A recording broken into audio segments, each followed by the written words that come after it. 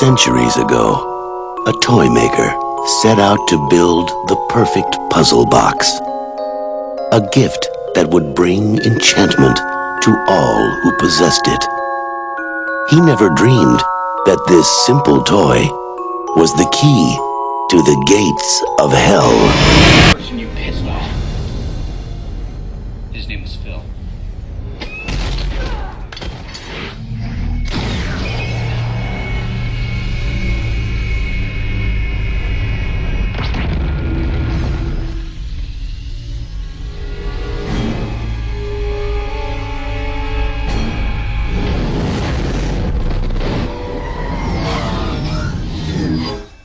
Right. Army. Here we are. Fight us now.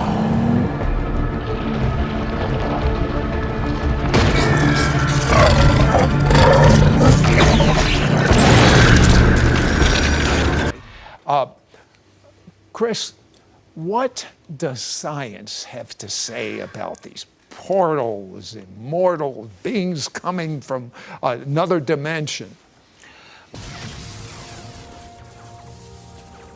What is this? Some old video of us? Except we never had a fight like this with Luthor. You're right. We never did. But they're having one right now. They? We're looking at another dimension. Live. It's just like ours. Almost. But their Flash is still alive. So's their Luthor.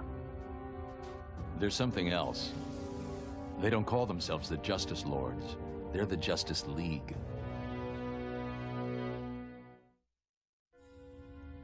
It's sad. Yeah. Their world's the mess ours used to be. Too bad we can't help them. Who says we can't?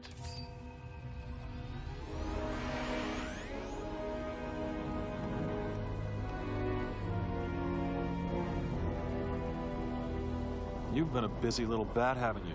What else is there to do around here anymore? You lost me there. Every decision we make is meaningless. Because somewhere, on a parallel Earth, we have already made the opposite choice. We're nothing. Less than nothing. How can you say that? We're rich. We're conquerors.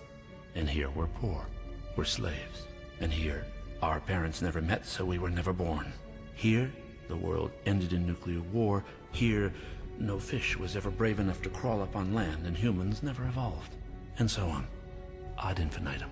So even if you destroy the world, there are a billion others, right? What difference would it make?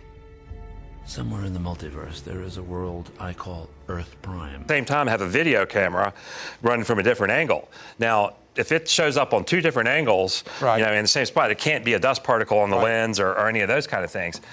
We were kind of surprised that not only did we catch him on both cameras, but the professional photographer that I hired to come out there and video it saw it with his naked eye. He saw a ball of light flying toward him as he was filming.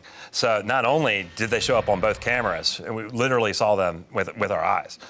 Okay, Tom, what does the Bible have to say in the last days about portals and things like this? You know, and this is the other thing, and I've studied prophecy a great deal of my life and never thought of it before, and I'm actually now saying that this is actually the most overlooked aspect of end times prophecy, the role that the windows of heaven and the gates of the earth will play in the end times. For instance, if you read the book of Revelation chapter 9, you see angels that are bound under the great river Euphrates, and a time comes when the gates or whatever's holding them there opens and they come up out of the earth. Very powerful. In fact, they wipe out 1/3 of rebellious humanity in the tribulation period. So we find out that the gateways of the earth is dynamic. It's a holding tank. Jesus tells story of the rich man and Lazarus going down into the belly of the earth, right?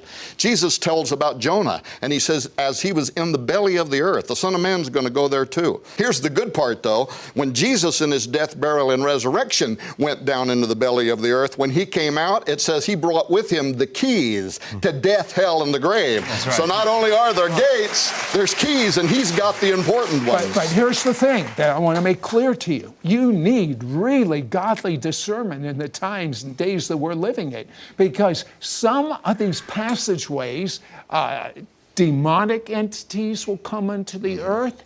Some of these passageways, angels are going to be coming into the earth. I have seen portals that I know were God, and I have seen portals that I know were demonic. So there's an organization you've done a lot, you gentlemen have done a lot of study on. It's called Cern. Yeah.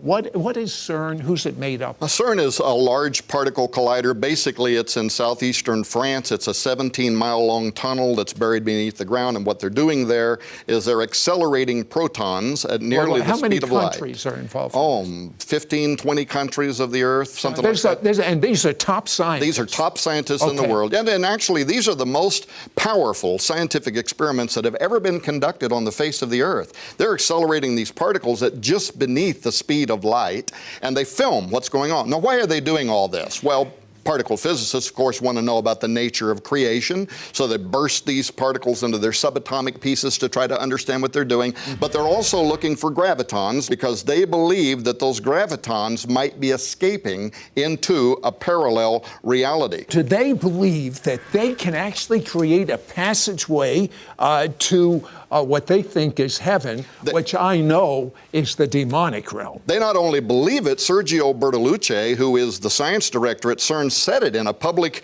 interview. He said, we are going to open a doorway at CERN, and he said, we may send something through it, or something may come through it back to us. But they totally believe in it. You guessed it, CERN, the European organization that operates the Large Hadron Collider, smashing particles together, playing with fire, creating all sorts of weirdness, possibly a mini black hole one of these days. And when you smash particles together and you're messing with things that, especially things that scientists have already stated that could directly cause the creation of a mini black hole here on Earth that would then grow and grow and grow and end up swallowing our entire planet within a very short period of time. And so as they're doing these wonderful experiments over there, we've seen a lot of strange weather activity.